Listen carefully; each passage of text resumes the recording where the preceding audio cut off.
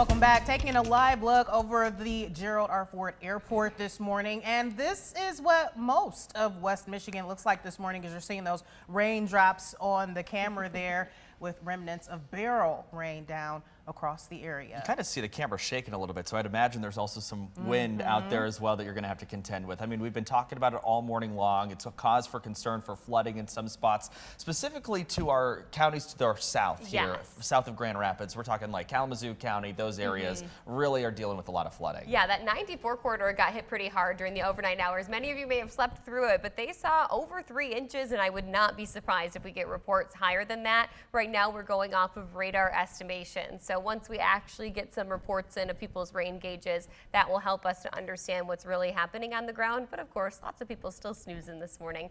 5:15 on the clock. Let's take a look at our weather ball. It is currently blinking blue as we have cooler temperatures in view and additional rounds of rainfall in sight. The 13 on your side weather ball, sponsored by Countryside Greenhouse. Now, for the vast majority of us this morning, not quite seeing flooding concerns as of right now, but we still have all throughout the day today of rainfall chances to go. But this is that southern zone that we were talking about. Marshall, starting to see those shades of radar estimated rainfall enter into that 4-inch category. Of course, this is not a perfect science here, but it just goes to show that they have had quite a bit of rain that began falling just after 6 o'clock last night and all throughout this morning. In Grand Rapids, we're sitting at about 1.5 inches of rain that's come down.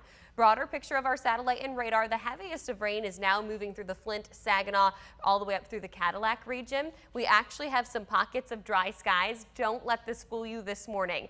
These are going to be short-lived pockets of dry conditions followed by additional rounds of light to moderate rainfall. The good news is that in terms of heavy soaking rain, I'm talking those 1 to 2 inch per hour rainfall rates, I don't see much of that in today's forecast. Obviously, we still have a little bit of bright banding going on in our southern zones there that will eventually work into West Michigan. But in terms of high concerns of another 3-4 inches of rain, I don't see that in our future. Another 1 to 2 inches, though, certainly possible.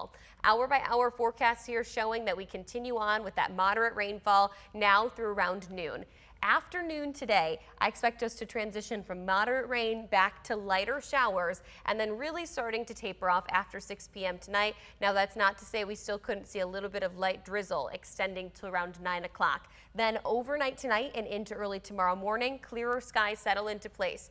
But between now and then, just proceed with caution. Hydroplaning, of course, always a concern when it comes to these types of rainfall conditions, flooding of our rivers and roadways. So just be very prepared for that as you walk out the door this morning. This is a look at our estimated rainfall totals now through the overnight hours tonight, and then we start to see those clearer skies. We could see another 1 to 2 inches of rain for a vast majority of West Michigan, except for that cutoff point to the north and west where the showers just aren't nearly quite as heavy, Oceana and Mason County. In addition to this, Tanner mentioned this just a second ago, we saw the Grand Rapids Airport camera shaking around just a little bit, winds gusting 25 to 30 miles per hour. I wouldn't be surprised if we start to see winds gusting 35 to even 40 miles per hour as that low pressure system gets a little bit closer. So in addition to rainy conditions, we've got some wind coupled in there that could cause there to be some reduced visibility with the rain coming down at a moderate rate. But other than that, yeah, it's a damp and dreary day, not the day to be outside, and hopefully you don't have any outdoor plans. Thursday will be mainly dry, mostly sunny conditions. I will say there's about 20 to 30% chances for little isolated pop-up thunderstorms Thursday, Friday, Saturday, and Sunday. But none of those days will be a washout by any means. Lakeshore boundary today, temperature-wise, you will be in the 70s. Northern zone today in the 70s as well.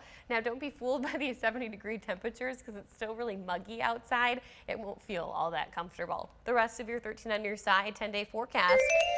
We start to see much warmer conditions build into the forecast as we head into Saturday and Sunday with those small nuisance chances for showers.